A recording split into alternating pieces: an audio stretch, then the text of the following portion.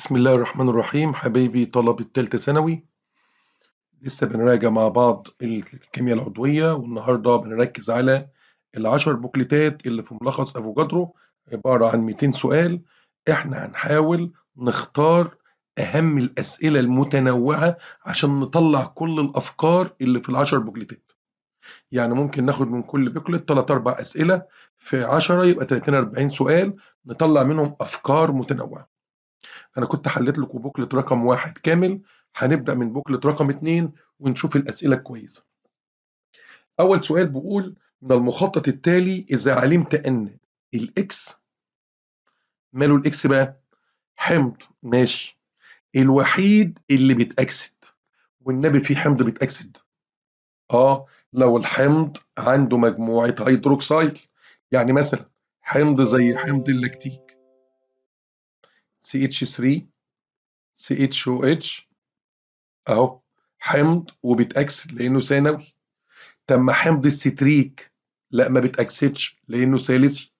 طب حمض السلسلك، لا ما عندوش كحول، ده عنده حمض وعنده فينول. يبقى الحمض الوحيد اللي ممكن يتأكسد هو حمض اللاكتيك CH3 CHOH COOH.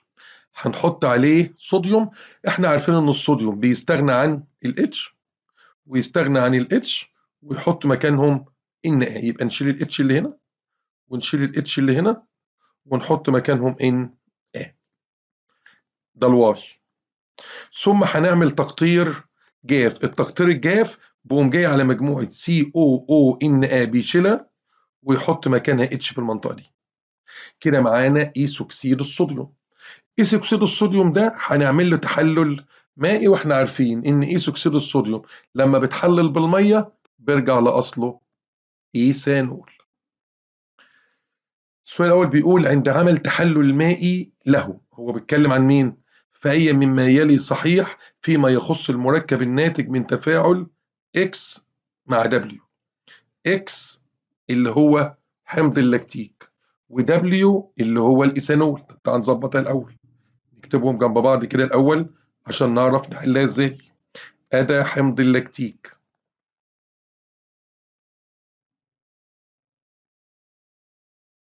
وده الإيثانول. طبعا بالعقل كده الايثانول هيتفاعل مع مين؟ ايوه هيتفاعل مع مجموعه الحمض اهو. يبقى هنفقد جزيء ميه اهو، يبقى نشيل الجروب ده. يبقى لسه مين؟ نمسح بقى المنطقه دي مش عايزينها اهي كده، ونحط مكانها COO C2H5. كده بقت مجموعه استر، وتحت بقت مجموعه كحول. ألف: عند عمل تحلل مائي له في وسط حامضي سيتكون حمضين. طبعا غلط. يعني هو بيقول لك لو جيت على ده وحللته في وسط حمضي، طب ما هو هيرجع لاصله حمض اللاكتيك، بس هيرجع ايثانول تاني، يعني مش حمضين. المركب هو اسيتات فينايل، ما حصلش، مفيش فينايل اصلا. قابل للاكسده، ايوه قابل للاكسده لان لسه عنده مجموعه كحول ثانوي. يبقى الجمله المظبوطه هي الجمله دي. السؤال رقم 3 بيقول: للحصول على بنزين من زيت يستخدم في علاج الآلام الروماتيزمية. طبعا هنا بيتكلم عن زيت المروخ. زيت المروخ عنده مجموعة استر فوق وعنده مجموعة فينول تحت. طب هو عايز يطلع منه بنزين، يبقى أول حاجة ممكن نتخلص من الأو اتش. طب نتخلص من الأو اتش إزاي؟ ممكن نحط عليها زد دي إن لو هو عاوز. فهو بيقول: هل نفعله مع قلوي على البارد؟ بقول تفاعل مع قلوي على البارد مش هينفع. ليه مش هينفع؟ لان كده هيتفاعل الفينول، واحنا مش عايزين الفينول يتفاعل، احنا عايزين نشيل مجموعه الفينول، وهو مجهز لنا خطوه الاختزال اللي هي بالزد ان. فكده كده الاو اتش هتشال بالاختزال. اهم حاجه بقى نشيل المجموعه اللي فوق. طيب دي لا. تحلل مائي حامضي ممكن. في الحاله دي هيقوم مطلع لنا الميثانول وحمض فوق، يعني فوق هيبقى حمض السلسلك، ثم تقطير ما ينفعش، لأن التقطير الجاف ال OH مش هتنفع معانا، لازم نحولها الأول تعادل. طب ننزل لدي، تحلل مائي حامضي، مظبوط، هيبقى حمض سلسلك، نفعله مع كربونات صوديوم، صح كده، تقوم مجموعة الحمض COOH تقلب COO، ثم نعمل تقطير جاف، تقوم المجموعة دي تروح، ما يتفضلش الا الفينول، ثم نعمل له زد ان فيتكون البنزين. السؤال رقم 4، انت هتلاحظ ان انا بدور على الاسئله اللي فيها تحويلات، لان الطلبه طلبت مني تحويلات كتير. بقول من المخطط التالي اذا علمت ان. نبص الاول على المخطط 7 6 3، ده حمض السلسليك COOH OH، هيتفاعل مع ايه؟ الايه ده تاني مركب في عيله الاحماض، اول مركب الميثانويك، تاني مركب الايثانويك يعني حمض الاسيتيك.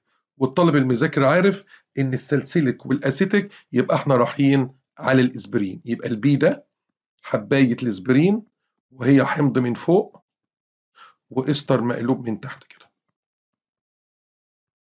ثم هنحط عليه كربونات صوديوم ما بتتفاعلش الا مع مجموعه الحمض بس، وتخرج الاتش بتاعتنا، يبقى حلقه بنزين COONA، والاستر هيفضل زي ما هو، ده السي. بعد كده هنعمل تقطير جاف، يبقى هنستغنى عن مجموعة CONA، ويتفضل لنا إيثانوات الفينايل، بيسموه إيثانوات الفينايل أو بيسموه أسيتات الفينايل. مجموعة الإيثانوات هي مجموعة الأسيتات، ده الدي. هنعمل له تحلل نشادري سهل خالص، طالما انت بادئ بكلمة أسيتات يبقى انت رايح على طول على الأسيتاميد، يبقى السؤال 4 إجابته الأسيتاميد.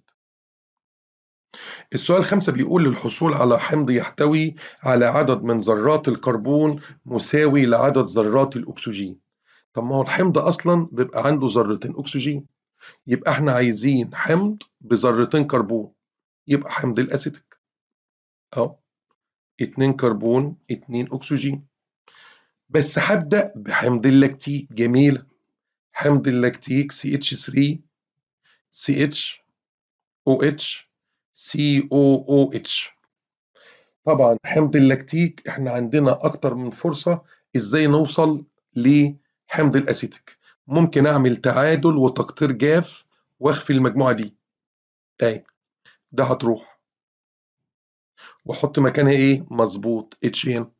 يبقى كده معايا مين؟ الايثانول، والايثانول كحول اولي، اكسده على كم مرة يا حبايبي؟ على مرتين، مرة يبقى اسيتال دهايد، ومرة تانية يبقى حمض الاسيتيك. يبقى انا هعمل تعادل، ثم اعمل بعد كده تقطير جاف، وبعد كده اعمل له عمليه الاكسده. 6،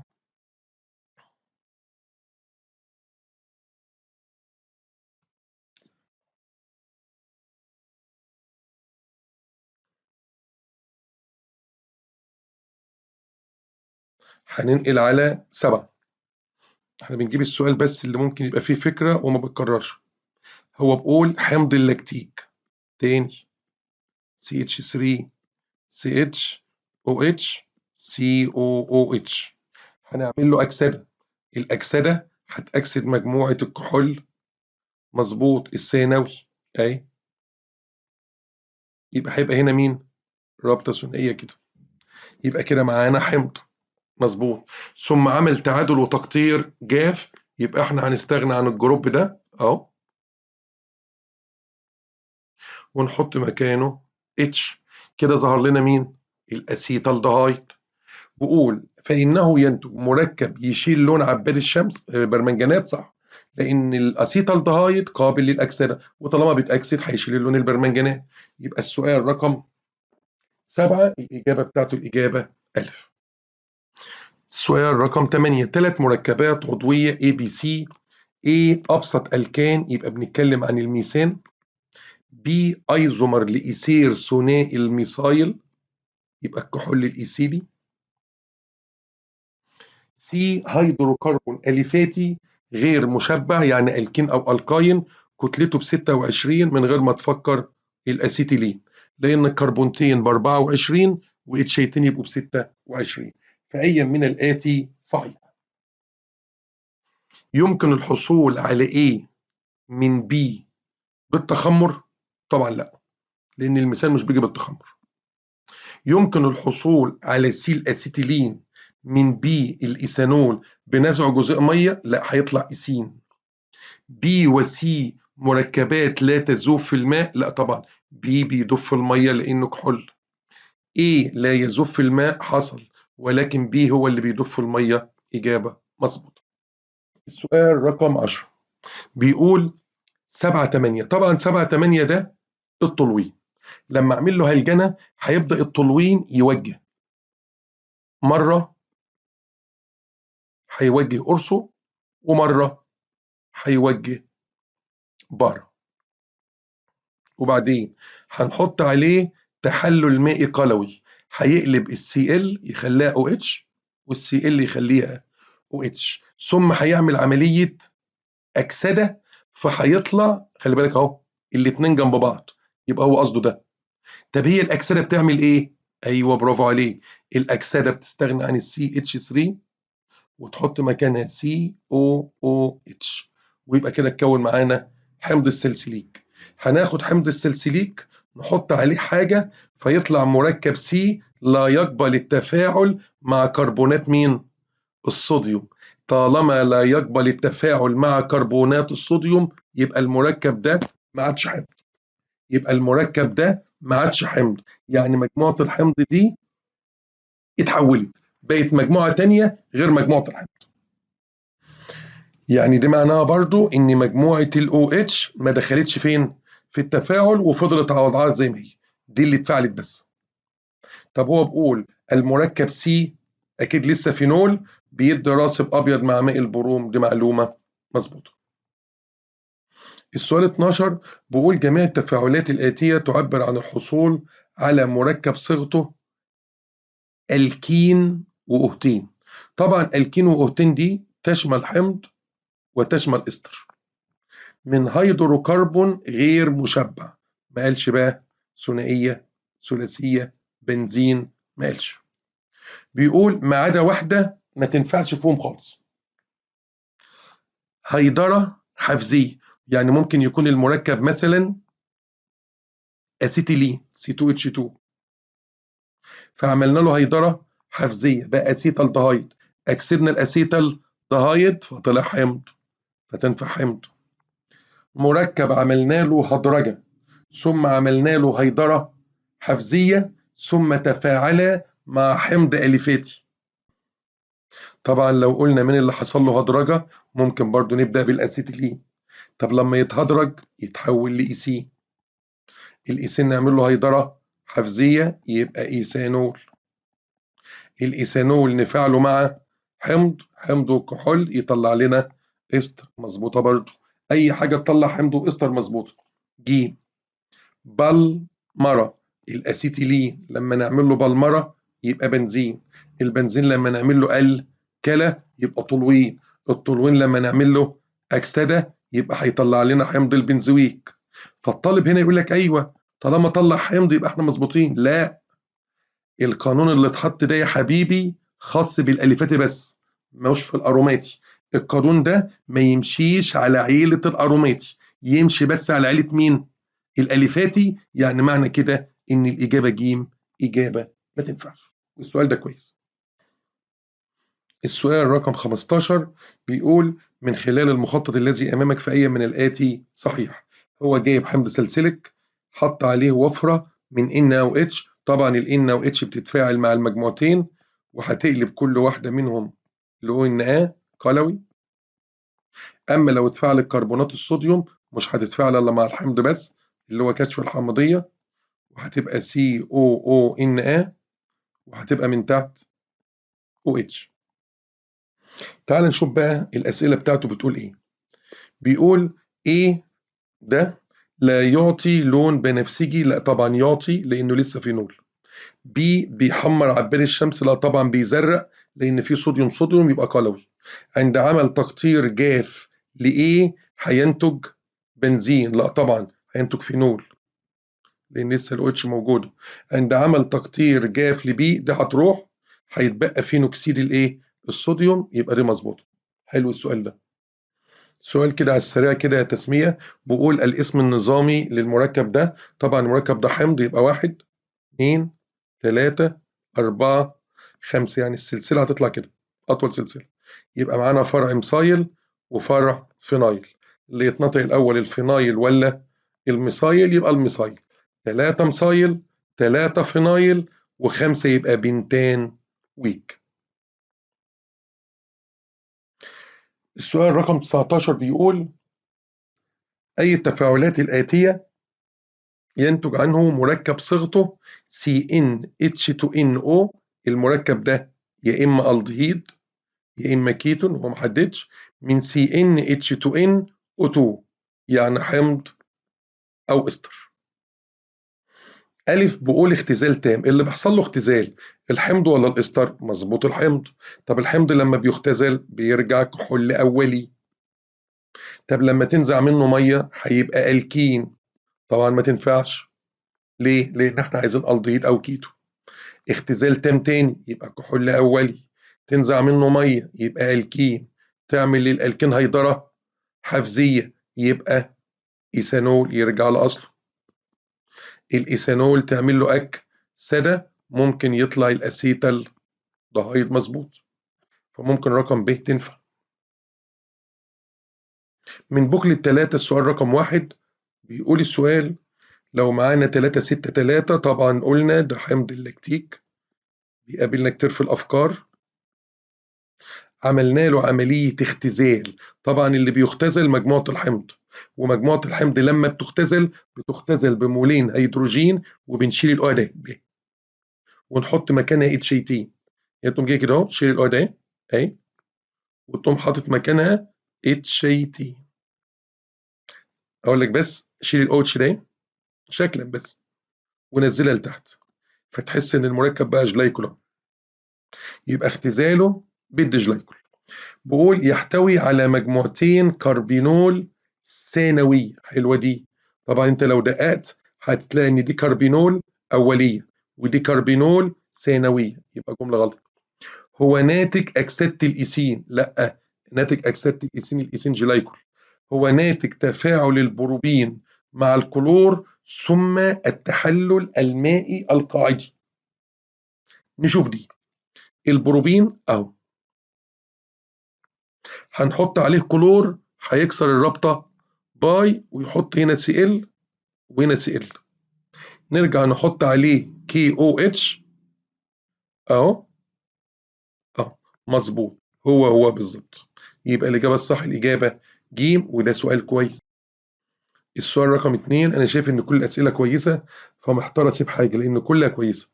3 مركبات اكس وواي وزد لها نفس الصيغه C3H6O2. ايوه 3,6O2 ينفع حمض وينفع استر. طب انا عايز ليه بقى كام رسمه؟ 3 ايزومرات، بس بشرط اكس يبقى اعلى واحد في الغليان.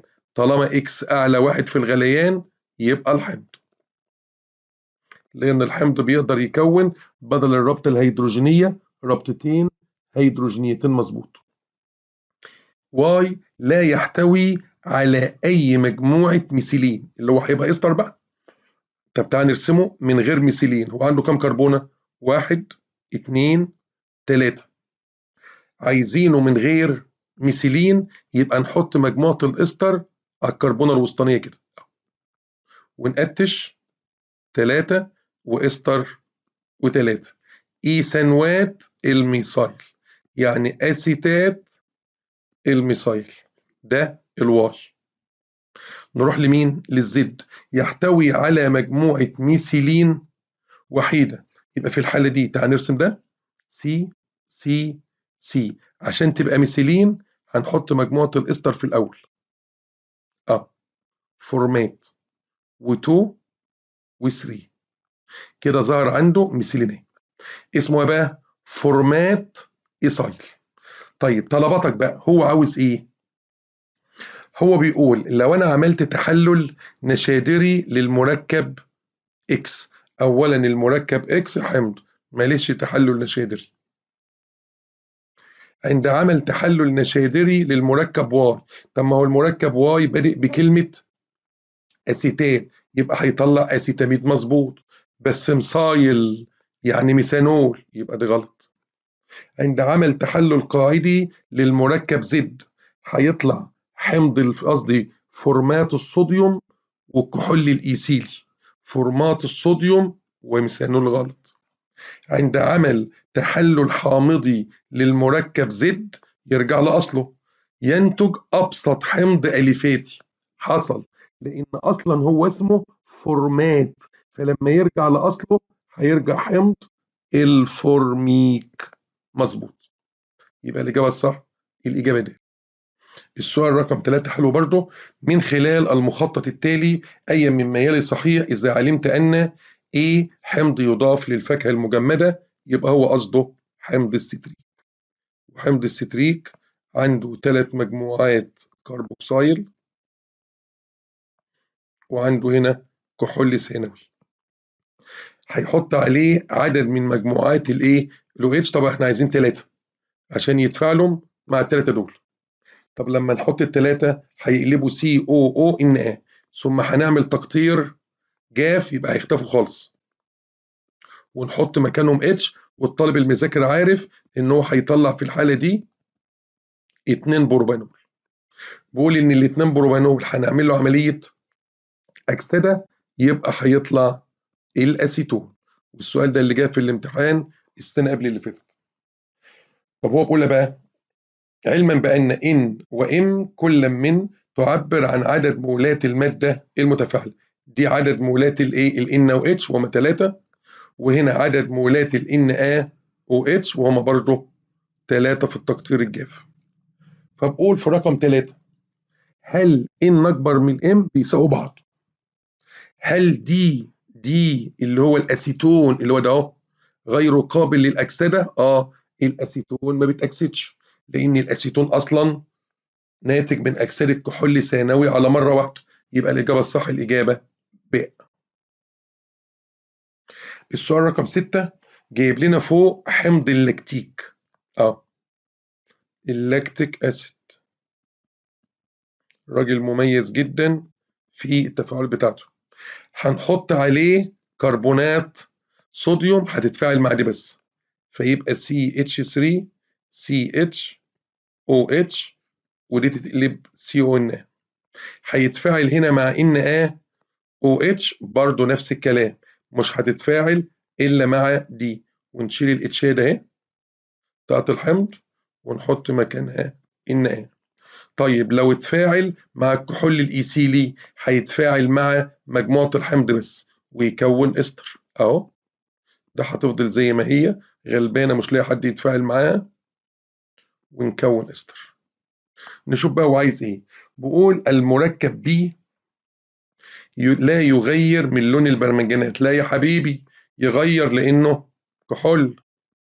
المركب سي متعادل التأثير. لا يا حبيبي عنده CONA يعني مادة قلوية التأثير.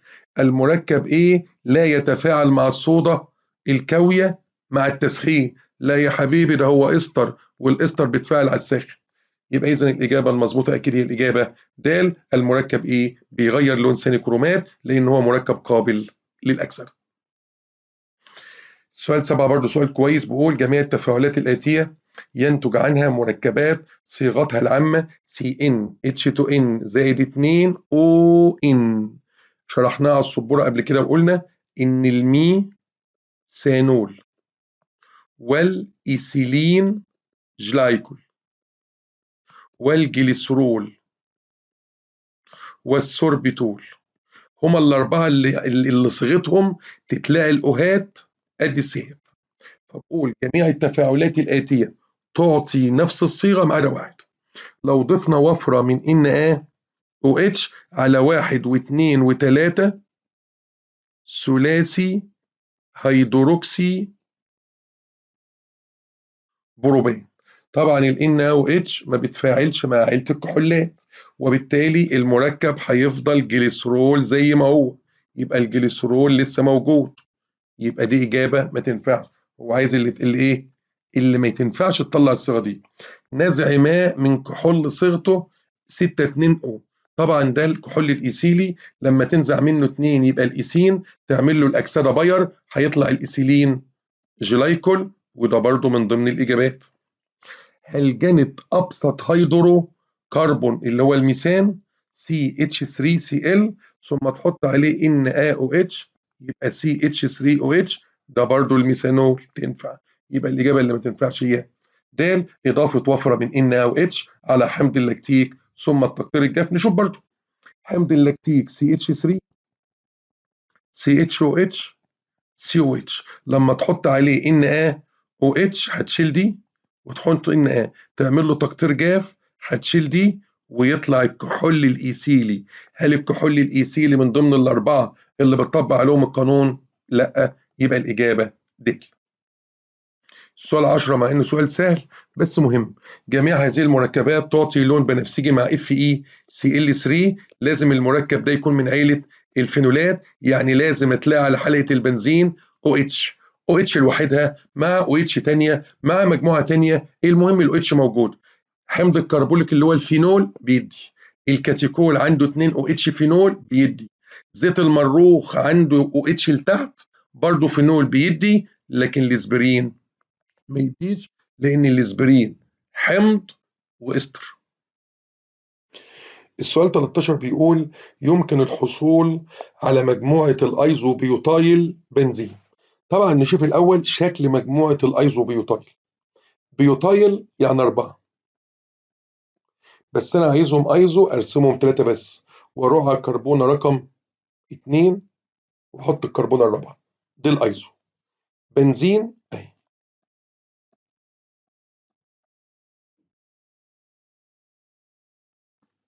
طيب هو عاوز يجيبه منين بقى؟ من 2 ميثايل 1 بروبانول. بروبانول يعني 3، 1 يعني اتش على الأولى، 2 ميثايل يعني الكربونة التانية عليها ميثايل. نشوف الإجابات. نفعله مع اتش اكس، لما الاتش اكس ده هيشيل مجموعة الاو اتش ويحط مكانها اكس، ثم التفاعل مع البنزين. بس في الحالة دي لو احنا شلنا دي وحطينا البنزين كده هتيجي من الجنب، لكن احنا عايزينها تاخد شكل الايزوبيوتايل. في اتش ناقصه هنا بس هو قال بيوتايل، فعشان ندخلها الاتش مكان، ندخلها حلقه البنزين بتدخل مكان الاتش اللي ناقصه. طب نبص كده على الاجابه رقم ج. بيقول نزع ميه. لو احنا نزعنا من ده ميه هيحصل ايه؟ هتبقى سي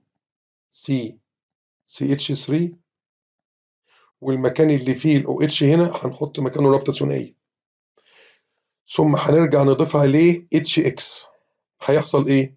الاتش هتروح للكربون، هتكسر الرابطه باي، والاتش هتروح للكربونه الغنيه هنا، والاكس هتروح للكربونه الفقير، ثم نفعله مع حلقه بنزين، تقوم الاكس ده تخرج ويخش مكانها حلقه بنزين. فهتبص الجروب ده هتلاقي شبه ده بالظبط. السؤال 16 يمكن التمييز عمليا بين اكس وواي.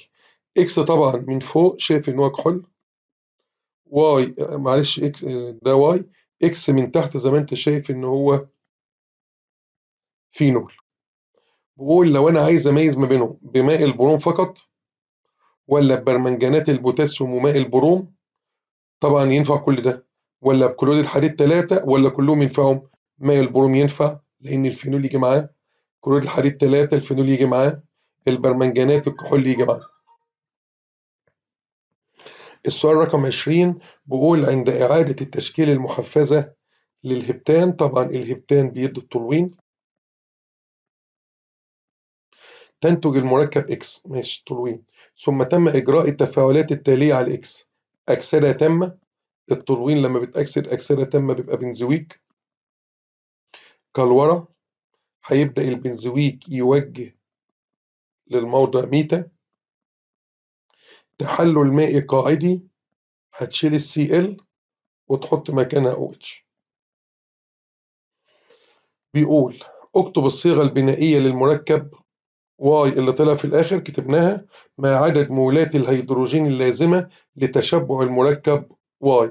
طبعا المركب واي عنده 3 روابط باي اللي في حلقة البنزين، يبقى هو عاوز 3 مول بس. هتقول لي طب ما هو عايز مولين للحمض، ما قالش لاختزاله، هو قال لي تشبعه يعني كسر روابط باي بس. بوكلة 5 لأن احنا كنا حلينا بوكلة 4 في السنتر. من المخطط التالي إذا علمت أن إكس مركب يستخدم في عمليات التنظيف الجاف. طبعا اللي كان بيستخدم في التنظيف الجاف هو 1 ثلاثي كلورو إيثان، هيحط عليه 3 كي او اتش، يبقى هنشيل كل السي الات ونحط 3 مجموعات او اتش. وهنا هتظهر قاعدة شرحناها قبل كده، ايه؟ ان لو ظهر 3 ذرات كلور على كربونة واحدة وعملت لهم كاوتش تحلل مائي قلوي، اعرف ان هيطلع لك حمض.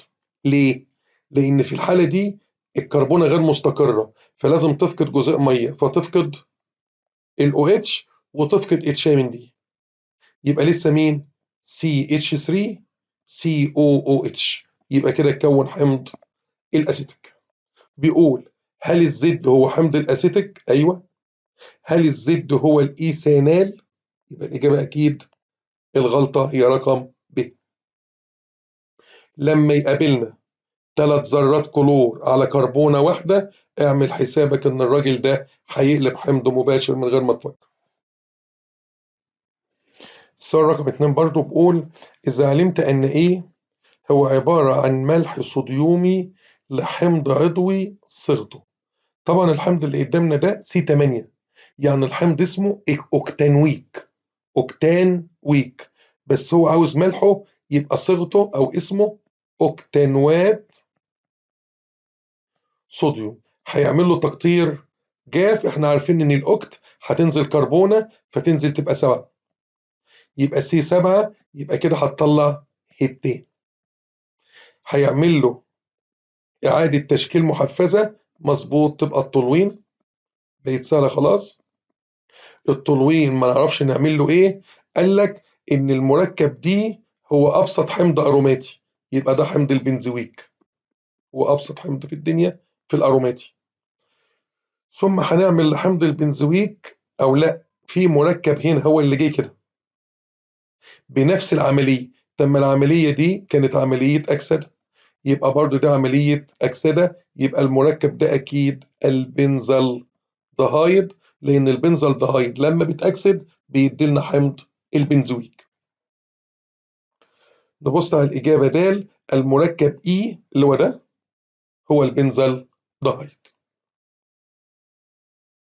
السؤال رقم 3 بيقول CnH2n اتحط عليه HCl يعني زي الألكين، ثم اتحط عليه كاوتش بقى كحول، ثم الكحول اتأكسد بس بشرط ال N3، يعني C3H6 بروبين، هتحط عليه HCl بقاعدة ماركينيكوف، الCl هتخش في النص، هتحط عليه KOH، ال OH هتخش في النص، يبقى كحول ثانوي، هتأكسد الكحول الثانوي هيطلع الأسيتون.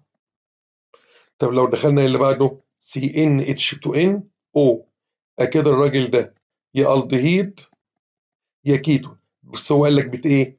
بتأكسد، يبقى الراجل ده ألدهيد. هو قال عنده كام كربونة؟ 2، يبقى الراجل ده الأسيتال دهايد.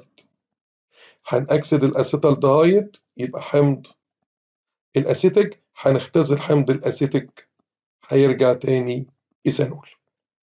بيقول بقى في سؤال 3 عايز إيه؟ بيقول عند اتحاد دي اللي هو الأسيتيك مع بي اللي هو الكحول الثانوي ينتج مركب ايزومر للبيوتانويك. ما يجيش، لان ده عنده 3 كربون وده عنده 2 كربون، يبقوا 5 وهو جاب 4 بس.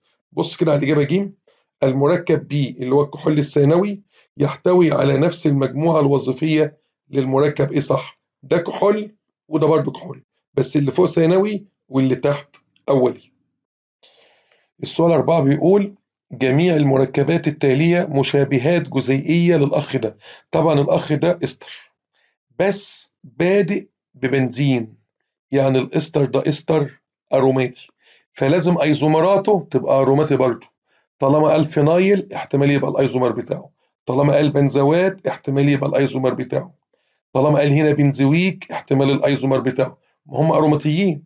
لكن الاخ ده ما عندوش حلقة بنزين، اكيد من غير ما تفكر نمرة 4 اجابتها ب، لان هو اليفاتي وما ينفعش ابقى اروماتي والايزومرات بتاعتي تبقى اليفاتية. السؤال رقم 7 جايب لنا مركب حط عليه برمنجانات بوتاسيوم. طبعا البرمنجانات هتأكسد مجموعة الكحول الأولي وتخليها حمض كده، وده هتفضل زي ما هي كده. ثم هيحط عليها وفرة من كيو اتش تحلل مائي قاعدي، هيشيل السي ال وتقلب او اتش، يعني المركب ده رايح حمض لاكتيك. فهي من الآتي صحيح. ايه يتفاعل حصل ليه؟ ما هو عنده مجموعة حمض والحمض بيتفاعل مع الكربونات.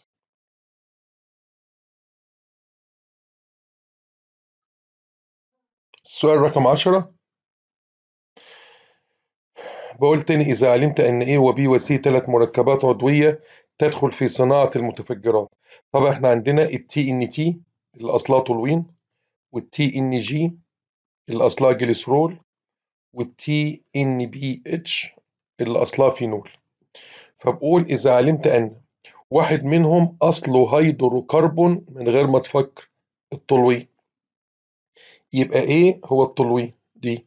يبقى الإجابة دي غلط والإجابة دي غلط. لا، ده هو كاتب هنا مش كاتب إيه؟ هو كاتب ميثايل بنزين تنفع نفسها تولوين.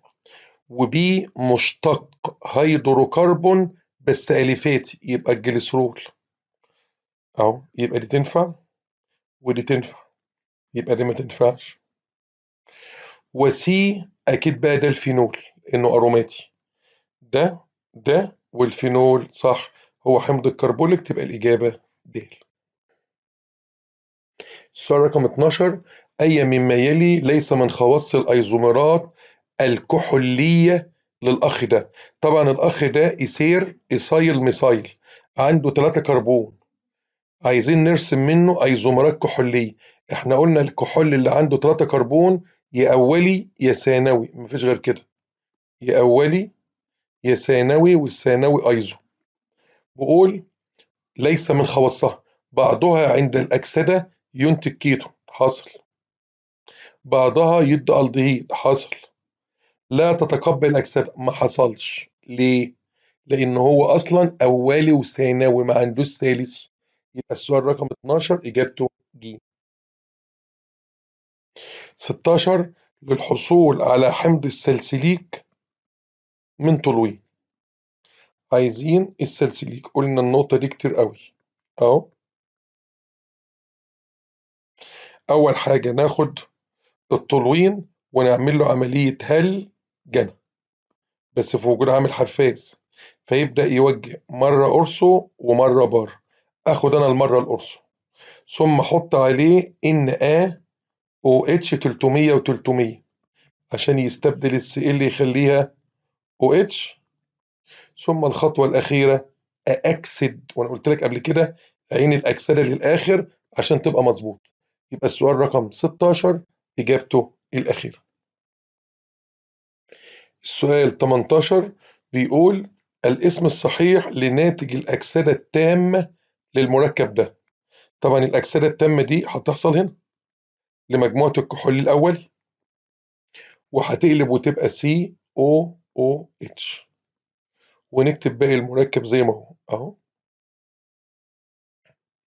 وCH ونزل منها مجموعة إيثايل بس أنا هفكها وCH3. طيب هو عايز بقى عاوز تسميته. طبعا هنختار أول حاجة أطول سلسلة أهي كام 5 يبقى بنتانويج، يبقى هيكس غلط وكلهم بنتانويج ماشي. ونقول على الكربونة رقم 2 أهي والكربونة رقم 3، 2 و3 ثنائي ميثايل بنتان ويك، يبقى الإجابة الصح الإجابة ب. السؤال الأخير هو السؤال رقم 20، بيقول إذا علمت أن C3H6O2 تنفع حمض وتنفع إستر تعبر عن 3 مركبات، حيث أن A أعلاهم في درجة الغليان، B لا يحتوي على مجموعة ميثيلين. أعتقد السؤال ده لسه حالين زيه في سؤال اختياري، وقلنا إن المركب A هيبقى حمض البروبان ويك، ماشي، بس هو عاوز اسمه الشائع، وده بقى أنا بحل السؤال عشان الاسم الشائع لحمض البروبان ويك حمض البروبيونيك. بروبيونيك ده الاسم الشائع للبروبانويك ابو 3 كربون، ماشي. اما بقيه الاسئله بقى احنا حلنا زي قبل كده.